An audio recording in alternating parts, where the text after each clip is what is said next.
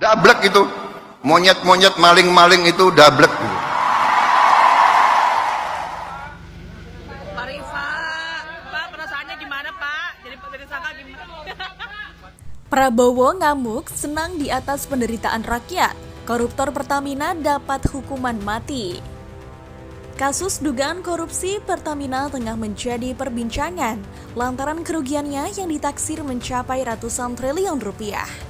Praktis, hal ini membuat korupsi Pertamina menjadi salah satu skandal rasuah dengan kerugian terbesar di tanah air.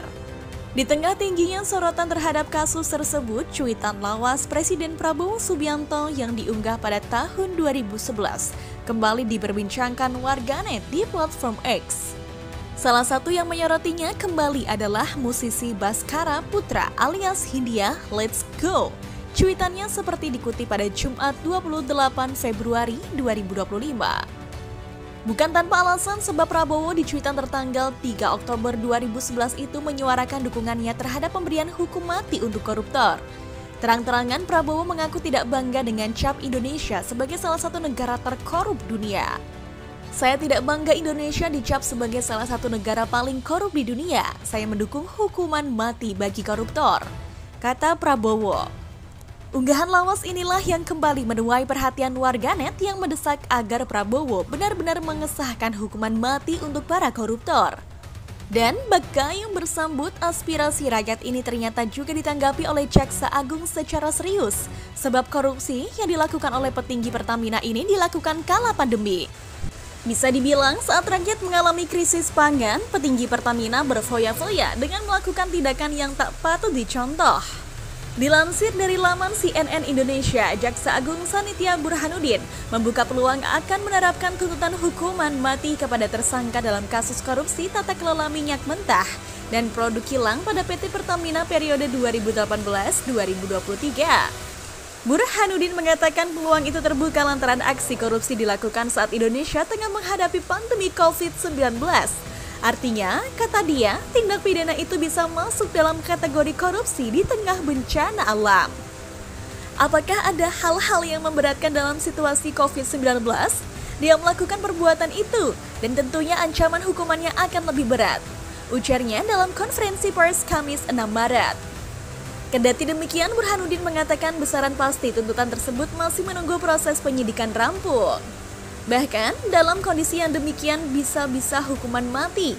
Tapi kita akan lihat dulu bagaimana hasil penyelidikan ini. Imbuhnya.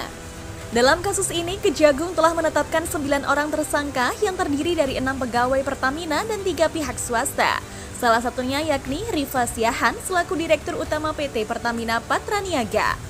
Kejagung menyebut total kerugian negara dalam perkara korupsi ini mencapai 193,7 triliun, rinciannya yakni kerugian ekspor minyak mentah dalam negeri sekitar 35 triliun, kemudian kerugian impor minyak mentah melalui DMUT broker sekitar 2,7 triliun. Selain itu, kerugian impor BBM melalui DMUT broker sekitar 9 triliun.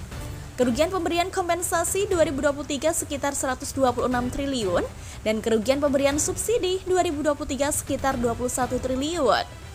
PT Pertamina menjamin bahan bakar minyak jenis Pertamax yang dibeli masyarakat saat ini spesifikasinya sudah sesuai dengan aturan.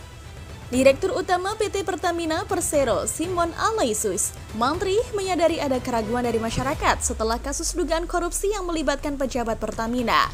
Hal itu tercermin dari beberapa SMS yang masuk ke nomor pribadinya. Simon menyampaikan semua prosedur tata kelola pelayanan di masyarakat oleh Pertamina sudah sesuai prosedur dan aturan yang berlaku. Namun sayang karena ulah oknum Pertamina ini, rakyat kembali kehilangan kepercayaan mereka terhadap instansi besar milik negara. Bahkan sejauh ini di beberapa kota besar terlihat antrian mengular di pengisian bahan bakar milik negara lain seperti Petronas ataupun Shell. Ini menunjukkan bahwa kekecewaan masyarakat sudah diambang batas yang bisa ditoleransi. Kami sampaikan kembali, bukan di blacklist, tapi akan diputuskan.